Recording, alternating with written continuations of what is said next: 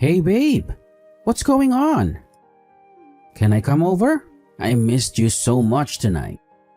You mean right now? It's almost 11 p.m., George.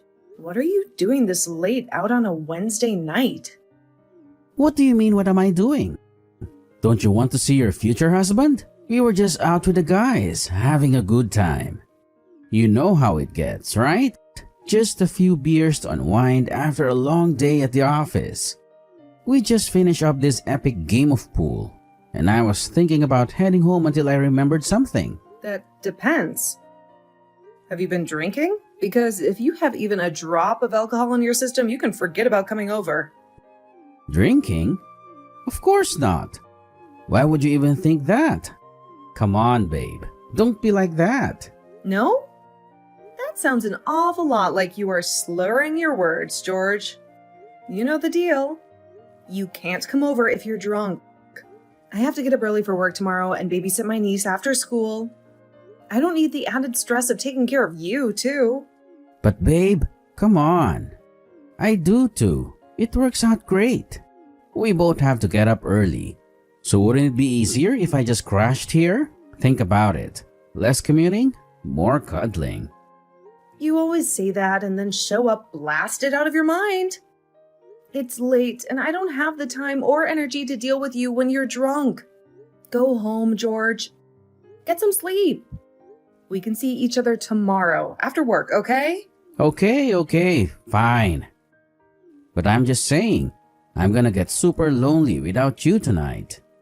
Sometimes I feel like you don't even want me around. Is that it?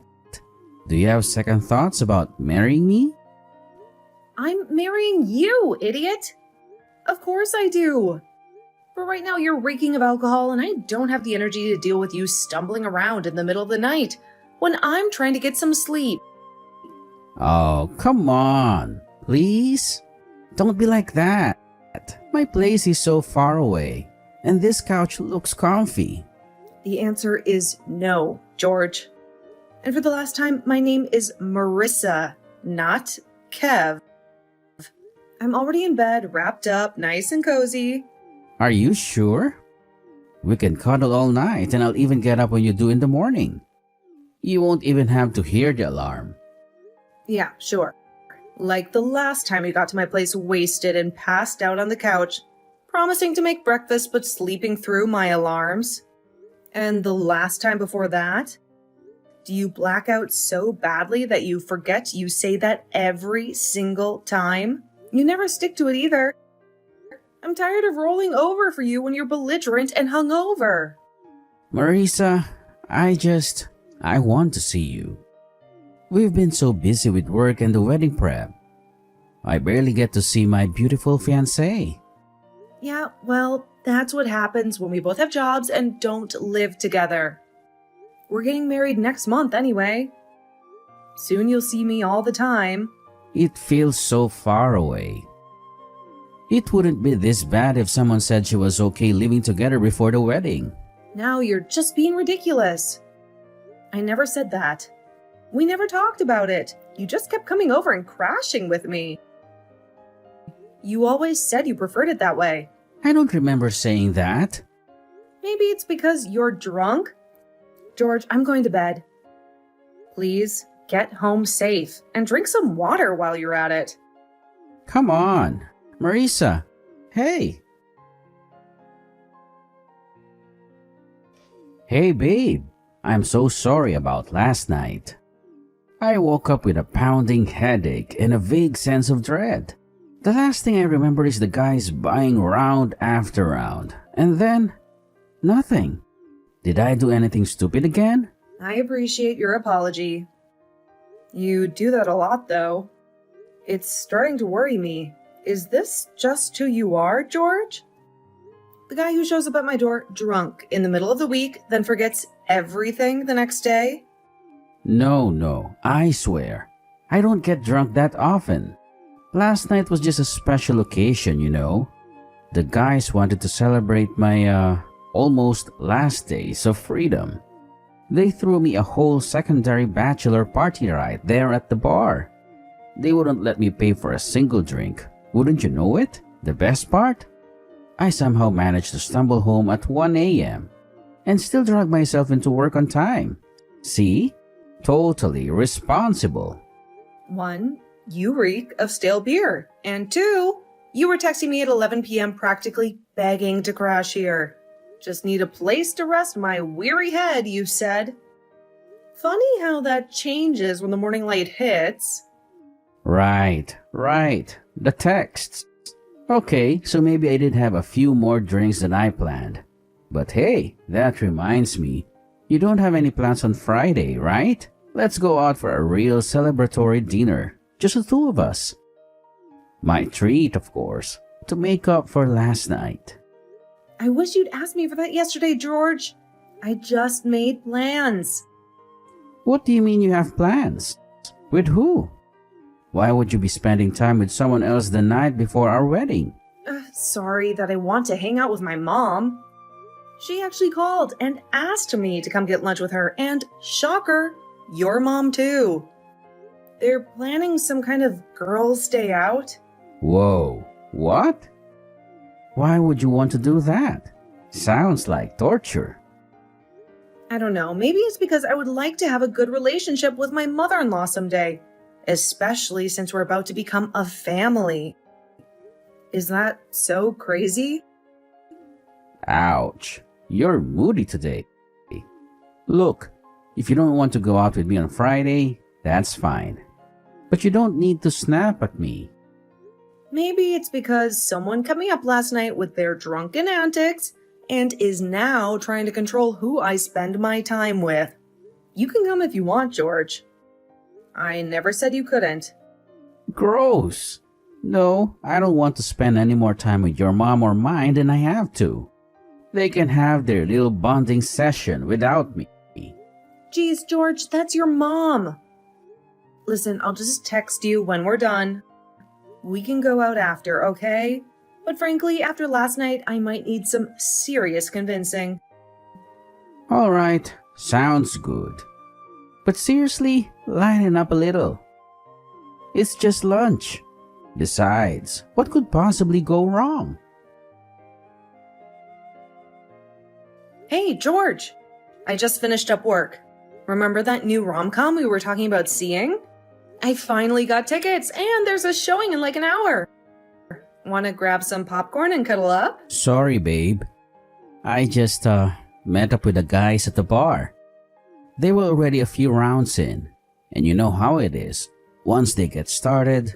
Again? It seems like every time I suggest doing something together lately, you're mysteriously glued to a bar stool. What's that supposed to mean? Don't you trust me to have a drink with the guys every now and then? It's not like I'm out here getting wasted every night. Well, it certainly feels like it, George. You've just been out drinking with them a lot lately. You're supposed to be moving in with me in 2 weeks and marrying me in 4. But you haven't shown me any signs that you're preparing for either of those things. Is everything okay? Are you having second thoughts? Second thoughts? What? No way, babe. I wouldn't miss marrying you for the world. Besides, isn't that what I just did? I called the caterer yesterday to finalize the menu. Hold on a second. Your mom called the caterer yesterday. You know, the woman who lives 3 states away and hasn't even met my dog yet? Well, it's the same thing if you think about it. We talked about the menu together, and she just offered to handle it. You know your mom can be a little overbearing sometimes. Overbearing? George, we talked about wanting the wedding to be a collaboration, something that reflects both of us. And I'm packing, for the record.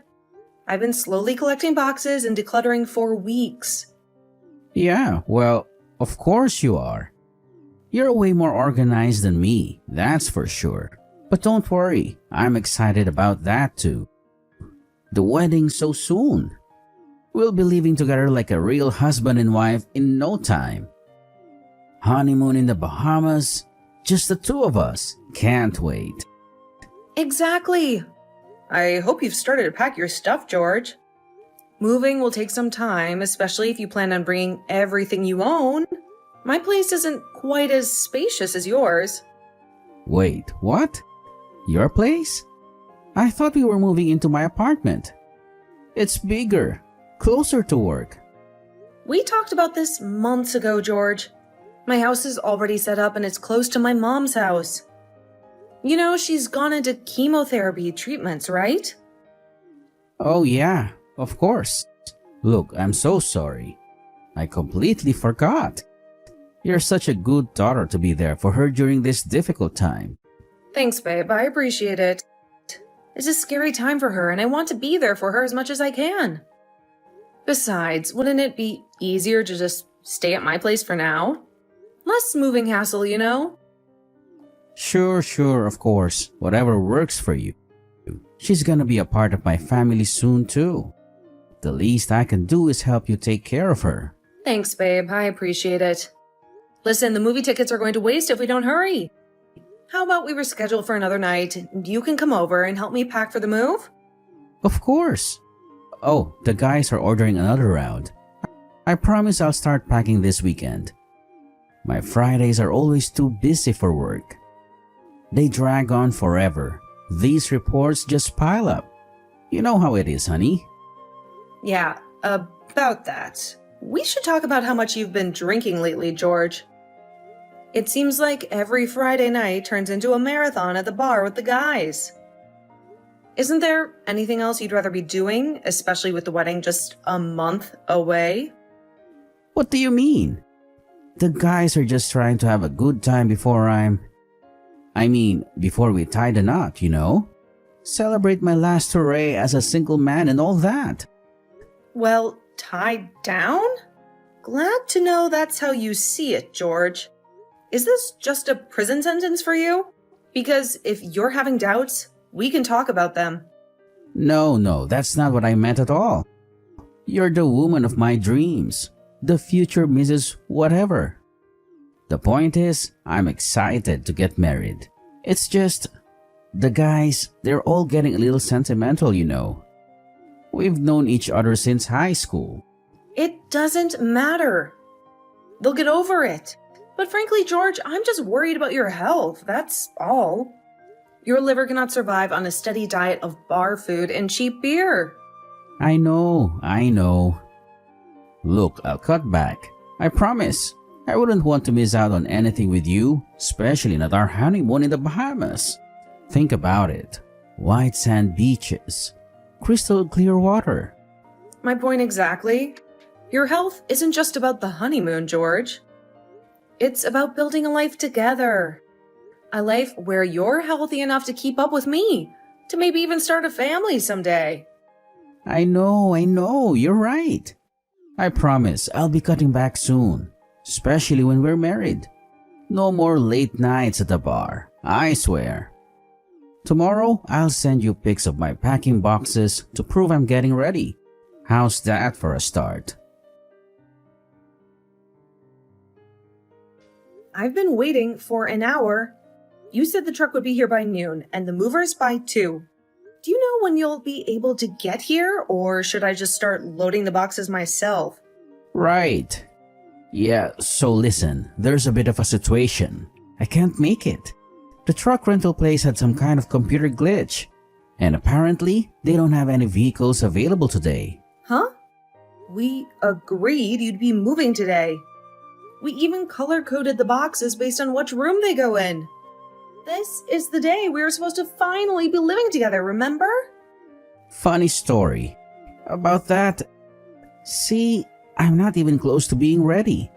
There are still half unpacked boxes from my last apartment scattered everywhere, and most of my clothes are still hanging in the closet.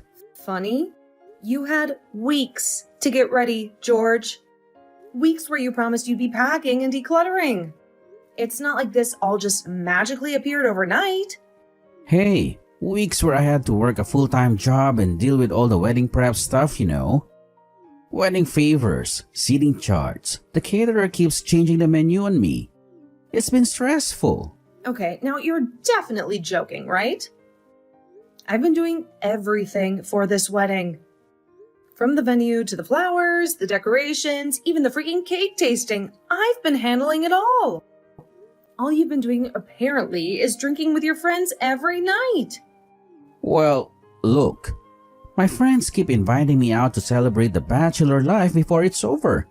And it would be rude if I said no, right? They're all getting a little sentimental, you know. But what about your soon-to-be wife, huh? Seems like you've been a lot more available for sentimental goodbyes with your buddies than for getting ready to start a new life with me. What's that supposed to mean? Of course I care about you. You're the whole reason for the wedding, aren't you? It means I feel like you care more about your friends than about me and about our future together. This move was supposed to be a symbol of our commitment, a new chapter. Instead, I feel like I'm the only one who's been taking it seriously. Marisa, I'm so sorry. I don't want you to feel that way. It's not like I don't care. It's just... Then please, George, please start packing. We have 2 weeks until the wedding. 2 weeks until we're supposed to say I do. We were supposed to be moved in together by now, getting used to living in the same space, building a life together. I will. I promise. Can you forgive me? I'll clear my schedule and cancel any more celebrations with the guys. Are you going to take me seriously from now on? This isn't just about moving boxes, George. This is about building trust, about showing me that you're committed to our future together. Of course. Consider it done. This wedding is happening, and we're going to have the best life together. You'll see. Now, let me call the rental company again and see if they can squeeze us in somehow. Maybe with a bigger bribe. And, where are you? What's up? Buttercup? Really? Buttercup? After tonight, the only thing sweet about me is the frosting clinging to this ruined dress. Yeah, it's our wedding night. And you're all gray and stormy. What gives? Everyone's having a good time. I'm so glad you think that I'm not. I'm going home, George, so I don't have to look at you bumbling idiots anymore, huh? This wedding was supposed to be a celebration of our love, a promise for our future together. Instead, it's turned into some drunken frat party fueled by your friend's bad behavior. You can't do that. Do you know how embarrassed I'll be if my bride walks out on me? Oh, surely not as embarrassed as I am now that your friends went and pushed me into the cake like some kind of cruel prank. Do you have any idea how much we paid for that 3-tier masterpiece? Not to mention the hours I spent picking out the perfect design.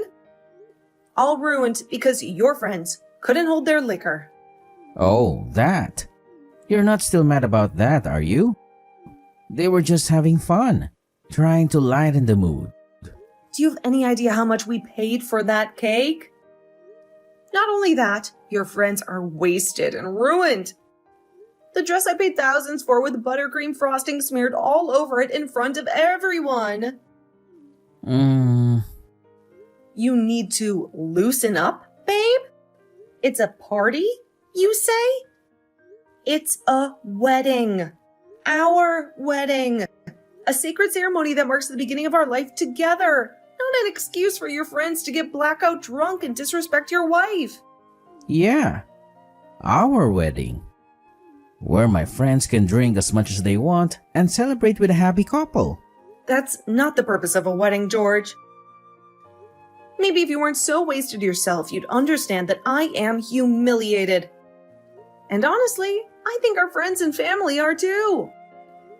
You clearly didn't see how dead silent the venue went when they shoved me into the cake. Everyone was shocked. Oh, is that why your friends started to leave? You made everyone get out because you were a little dirty. Great. I guess I can thank you for ruining the wedding. I had to stand there and watch my bride make a scene and vanish on me. I certainly hope you're not going to be like this for the rest of our marriage. I won't, since we're basically history now. What does that mean? It means I ripped our marriage certificate in two. After that incredible display of disrespect, the broken promises, the blatant disregard for my feelings, I can't be married to you anymore. This piece of paper doesn't hold a candle to the vows we just took. Vows you seem to have forgotten the moment the ceremony ended. But I didn't even do anything. They were just messing around, trying to have some fun. Exactly, George. You just laughed at me. Stood there like a statue while your friends shoved their idea of fun down my throat. Instead of supporting me or scolding them for treating your wife like a birthday cake, you giggled like a kindergartner who just got away with coloring on the walls. And that's not even taking into account every other promise you've broken over the last few months. Remember when you swore you'd cut back on the drinking? Apparently, that promise went the way of your supposed commitment to packing and moving in with me. Whoa, where's this all coming from? We were having a good time. It was our wedding night. Our wedding night? A night that should have been about celebrating our love, our future together. Instead, it turned into a drunken spectacle where your friends felt free to humiliate me, and you were too busy getting wasted to even notice. This isn't news, George. I've been telling you for months that your drinking is a problem, that it creates distance between us. But you never listened. Fine. I've done a lot of stuff I should apologize for, but you're not really walking out just after we got married, are you? We can fix this, you know? We just need to talk. Yeah, I am. I said I do to a man who promised to respect me, cherish me, and build a life together. The man standing in front of me right now seems more interested in the bottom of a beer glass than anything else. I got humiliated on my wedding day, George, and my husband couldn't even stand up for me. What kind of marriage is that supposed to be? It sounds like you're just being self-conscious. Everyone makes mistakes while they're drunk. It was just a prank. A little out of hand maybe, but nothing to throw away our entire future over. Yes, but no one goes as far as embarrassing their bride in front of everyone we know. What is wrong with you? This wasn't some harmless prank, George. It was a deliberate act of disrespect, a sign that maybe you don't take our commitment as seriously as I do. We'd had a little too much to drink. It wasn't that big of a deal. Oh my God, this again? You are killing your liver, George. All you do is drink. You blame everything, every little thing on drinking, as if it somehow absolves you for making those mistakes. Being drunk does not excuse you from being accountable for your actions. I know that more than anyone. I used to drink a lot in college.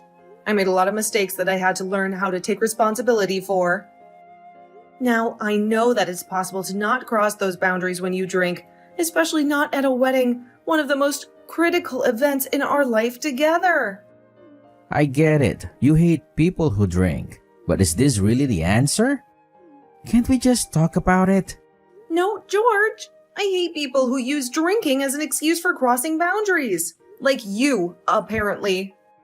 This isn't about a few beers gone bad. This is about a pattern of behavior, a pattern you refuse to acknowledge.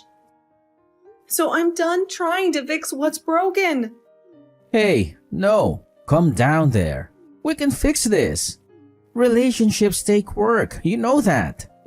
We just need to communicate, to figure out where things went wrong. We actually cannot fix this, George. Not this time. The trust is gone, shattered like the overpriced wedding cake your friends shoved me into. I've already started packing up your stuff. Maybe you can use some of those empty beer boxes lying around. What? That's crazy. You can't do that when we just move in together. Besides, I already ended my lease at my old apartment. I have nowhere to go now.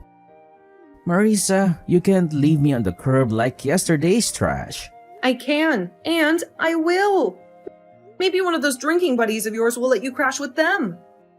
You spend more time with them than you do with me anyway. You can tell them all about how their prank and your reaction to it was the straw that broke the camel's back. You're being so petty right now. This is embarrassing for the both of us. Think about what everyone will say. We just got married and now we're breaking up? What a scandal. Hey, now you know how I feel. $1,000 cake wasted, smeared all over $1,000 dress. And let's not forget the humiliation of being the laughingstock of the entire reception hall. Suddenly you care about being embarrassed? Okay, I get it.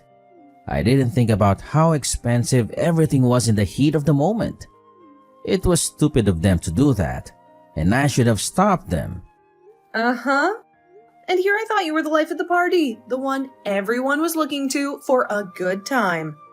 Suddenly you weren't in control? I apologize on their behalf. Happy? What?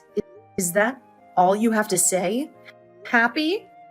Like this is some trivial disagreement we can just sweep under the rug? No, I do mean it.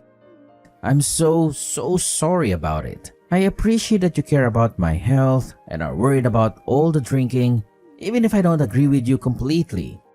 I'm sorry. I thought you were being petty before, but you're right. This is a big deal. I know I am. Unfortunately, it feels like you still don't understand what's going on here, George. You're just parroting back to me everything I've said and hoping it'll make things magically better. I'm sorry, but apologies don't erase actions. Until the end. If you really were sorry, you would have taken responsibility for your behavior from the start. You would have stopped your friends, and you wouldn't be more concerned about saving face than you are about how I feel. I'm really sorry. That's what I'm trying to tell you.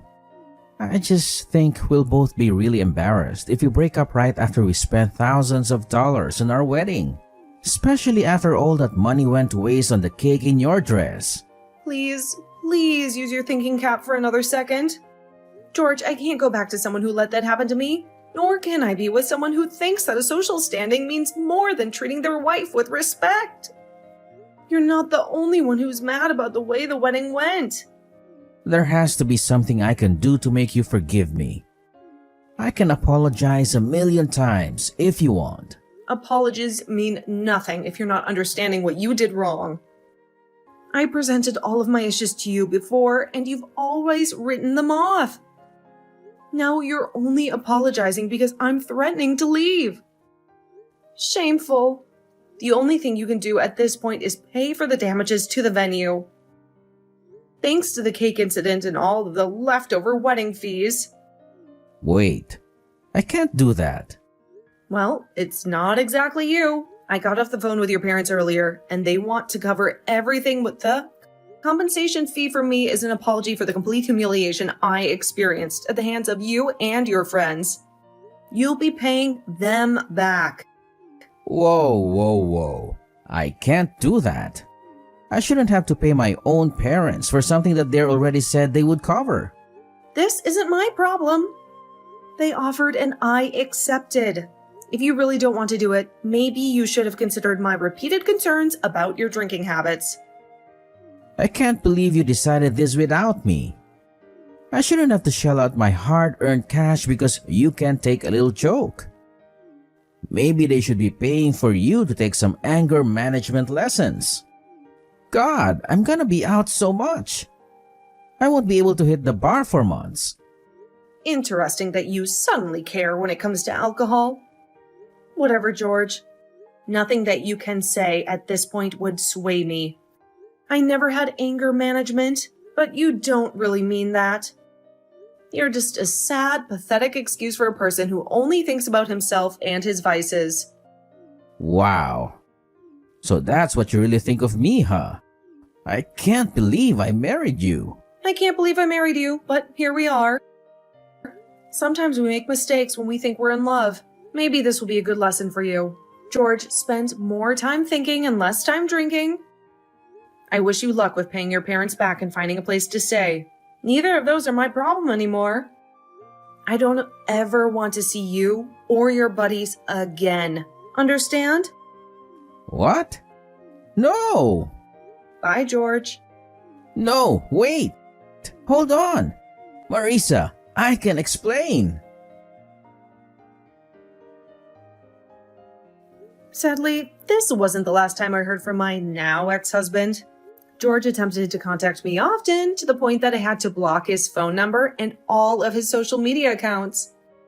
He then started to call me from his office phone, so I called the police and had them take him in for attempted stalking. I guess it did the trick, since he no longer shows up wasted and hammering at my front door. Every now and then I see posts about him on social media from our mutual friends. Already, he's now known around his office as Cake Guy, a nickname that will haunt him forever. It kept him from dating too, since everyone who knows him knows his story and is sure to tell potential girlfriends about what he did or didn't do. His parents certainly came through and took care of every fee that had been left unpaid. They even sent me an extra check as payment for the financial loss on the cake, the dress, and my sanity. I always liked them a lot more than George, to be honest. It's so sad to see a couple of that kind make a man so dismissive. I'm done with dating for now, but if the time comes once more, definitely going to do a better job of background checking the wedding guests. The groom, too.